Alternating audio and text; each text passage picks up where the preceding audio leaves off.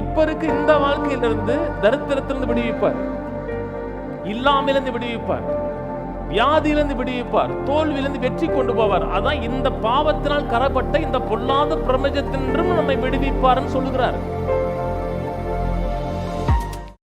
அவர் நம்மை இப்பொழுது இருக்கிற பொல்லாத பிரபஞ்சத்தினின்று விடுதலையாக்கும்படி நம்முடைய பிதாவாக தேவனுடைய சித்தத்தின்படியே நம்முடைய பாவங்களுக்காக தம்மைத்தாமே ஒப்பு கொடுத்தார். எடுத்த உடனே சத்தியத்தை ஸ்டார்ட் பண்றாரு. பின்னாடி நிறைய காரியங்கள் டாக்டர்லாம் கொண்டு போறதுக்கு முன்னாடியே ஒரு முக்கியமான காரியத்தை எடுத்தோன்னு வலியுறுத்துகிறார். நம்முடைய பாவங்களுக்காக அவர் மரித்தார். தேவனுடைய சித்தத்தின்படி நம்முடைய பாவங்களுக்காக தம்மைத்தாமே ஒப்பு கொடுத்தார். இதை எல்லாருமே ஏற்றுக்கொள்றாங்க. இயேசுடைய சிலுவை மரணம் நம்முடைய பாவங்களுக்காக மரித்தார், பாவங்களுக்காக மரித்து நம்மை மோட்ச வாழ்க்கைக்கு நமக்கு தகுதிப்படுத்தியிருக்கிறார்.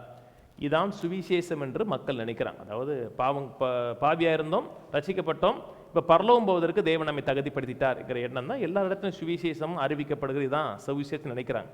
அதை மட்டும் சொல்லலை, ஒரு முக்கியமான காரியத்தை எடுத்த உடனே பேசுகிறார். அவர் நம்மை இப்பொழுது இருக்கிற பொல்லாத பிரபஞ்சத்தினின்று விடுவிக்கும்படி.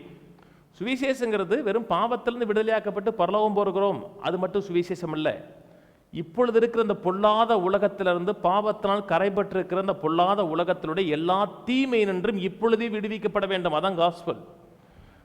பாவத்திலிருந்து விடுதலையாக்கப்பட்டு பரலோகம் போகிறோம், மோட்ச வாழ்க்கை அடைகிறோம். இங்கே கஷ்டம்தான், துன்பம் தான், ஏழ்மை தான், வறுமை தான், கண்ணீர் தான், நெருக்கம்தான், உபத்திரவம் தான். இந்த உபத்திரவத்திலையும் நம்ம பல்ல கடிச்சுக்கிட்டு கர்த்தர் தான் தெய்வம் அப்படி விலகாமல் இருந்தீங்கன்னா அவருடைய பரிதாபப்பட்டு இந்த கஷ்டத்துக்கு ஈடாக பரலோகத்தில் ஒரு நல்ல வாழ்க்கையை கொடுத்துருவார் அப்படிங்கிற காஸ்பல் போதிக்கப்படுகிறது. அது காஸ்பல் கிடையாது. பாவ மன்னிப்பிலிருந்து பரலோகம் போகிறோம் நிச்சயம் உண்டுதான். ஆனால் இப்பொழுது இருக்கிற இந்த பொல்லாத பிரபஞ்சம் சொல்றாரு இல்லையா, இப்படிதானே சொல்றாருங்க.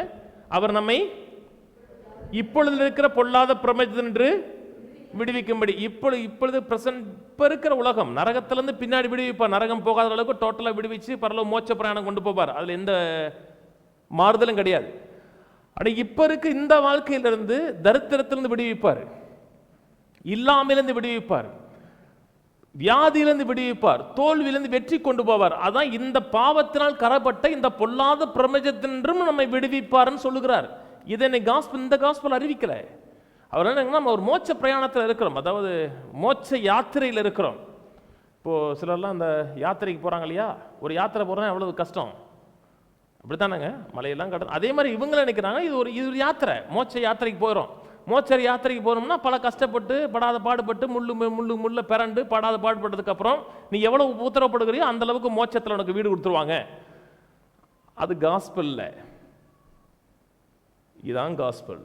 இப்பொழுது இருக்கிற பொல்லாத பிரபஞ்சத்திலிருந்து நம்மை விடுதலையாக்குற, இங்கே சுகமா இருக்கணும், இங்கே வெற்றியா இருக்கணும், இங்கே நிறைவா இருக்கணும், பரலோகத்தோட சகல ஆசீர்வாதங்களையும் இங்கே அனுபவிக்கணும். இந்த மக்கள் அனுபவிக்கல. கலாத்தியர் மக்கள் வாழ்க்கையில கஷ்டங்களும் துன்பங்களும் இருக்கிறதுனால எடுத்த உடனே ஸ்டார்ட் பண்றாரு. எடுத்த உடனே நீங்க மோட்ச பிரயாணம் போறது மட்டுமல்ல, பரலோகம் போவ, பரலோகத்தோட ஆசீர்வாதத்தை பரலோகத்தில் அனுபவிப்பு மட்டுமல்ல, இங்கே அனுபவிக்கணுங்கிறது எடுத்த உடனே சொல்றாரு.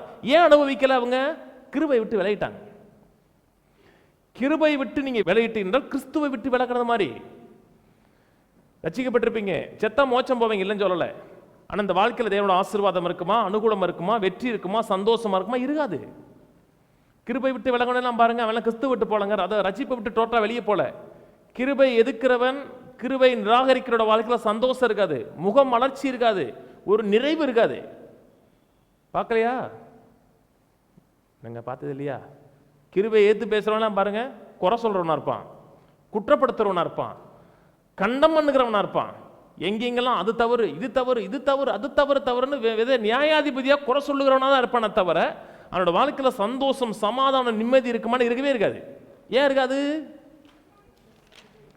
கிறிஸ்துவை விட்டு பிரிஞ்சிச்சாச்சு. கிருபையில், அதாவது கிருபைங்கிற சாதாரண விஷயம் கிடையாதுங்க. என்னைக்கு இந்த செய்தியை விட்டு விலகிறீர்களோ தேவனோட ஆசீர்வாதங்கள், அனுகூலங்கள், ஒத்தாசைகள், அற்புதங்கள் உங்கள் வாழ்க்கையில் நடக்காது.